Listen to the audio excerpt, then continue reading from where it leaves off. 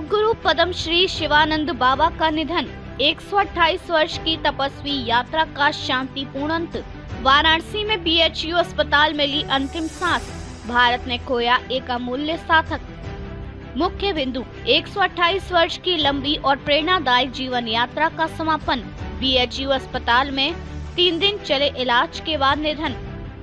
दुर्गा कुंड स्थित आश्रम में अंतिम दर्शन हेतु शव लाया गया।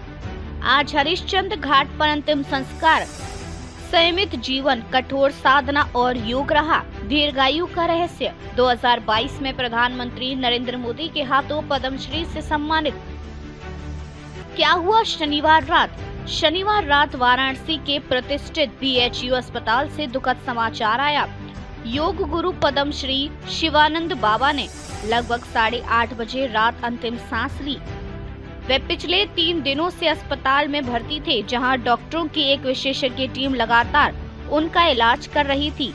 हालांकि उनकी उम्र को देखते हुए स्थिति बेहद संवेदनशील थी और अंततः शनिवार को उनका जीवन एक शांतिपूर्ण विराम पर पहुंचा।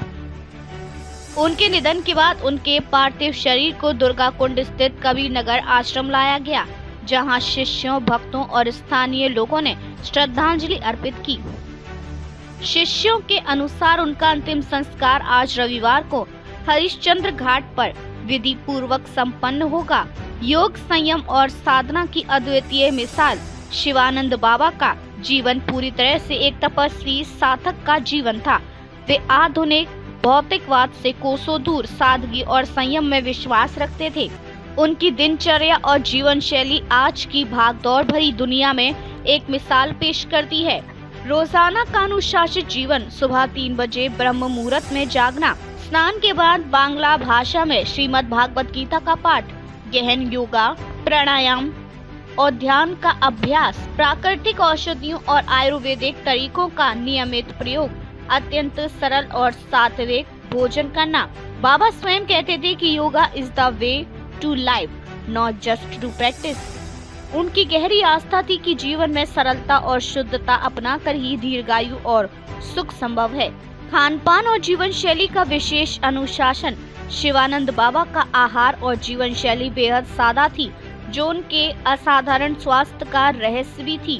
केवल उबला हुआ भोजन लेते थे। भोजन में बहुत कम नमक का प्रयोग, फल और दूध तक का सेवन नहीं करते थे। रात को जौ का दलिया, उबली सब्जियां और आलू का चोखा खाकर विश्राम करते थे। रात 9 बजे तक सोने की आदत थी।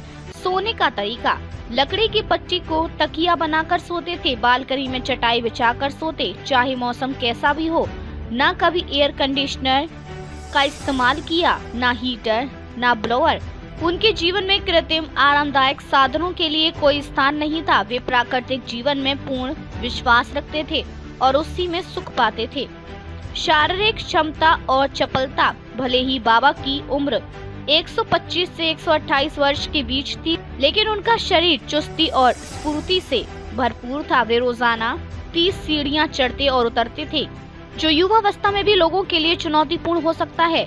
शिष्यों के अनुसार बाबा न केवल शारीरिक रूप से मजबूत थे, बल्कि मानसिक रूप से भी अत्यंत जागरूक और तेजस्वी थे।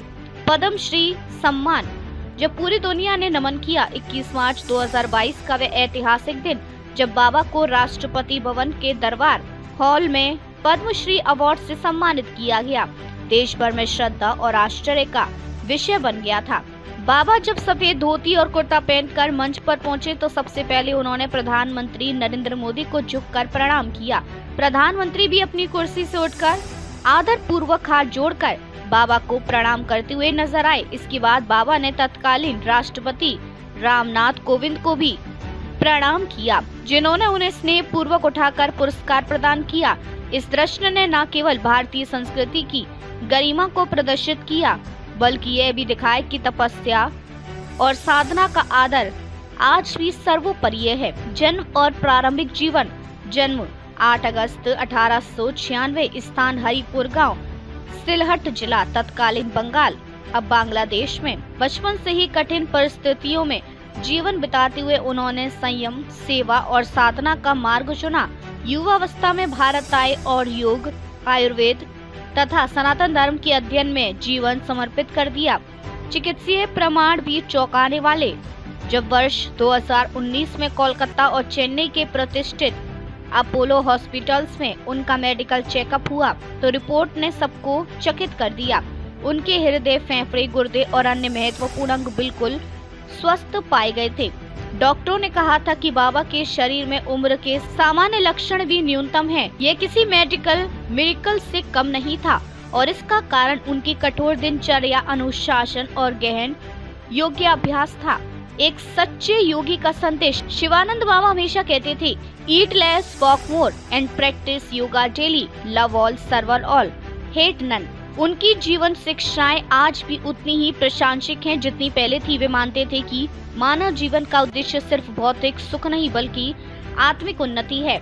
इसी आदर्श पर चलकर उन्होंने अपना संपूर्ण जीवन भारत माता के चरणों में अर्पित कर दिया है। युगों युगों तक अमर रहेंगे शिवानंद बाबा। आज भारत ने एक साधक, एक योगी और एक आदर्श जीवन जीने वाले महामानव को खो दिया है, परंतु उनकी शिक्षाएं, साधना और जीवन पद्धति युगों तक मानवता का मार्गदर्शन करती रहेंगी। पद्म श्री शिवानंद बाबा का शांतिपूर्ण जीवन और मृत्यु हमें ये सिखाती है कि संयम, साधना और सेवा से मनुष्य शरीर को भी दिव्यता की ओर ले जा सकता है। भारतवर्ष को उन पर हमेशा गर्व रहेगा। उनका जीवन स्वयं में एक लिविंग इंस्पिरेशन है जिसे आने वाली पीढ़ियां भी याद रखेंगी।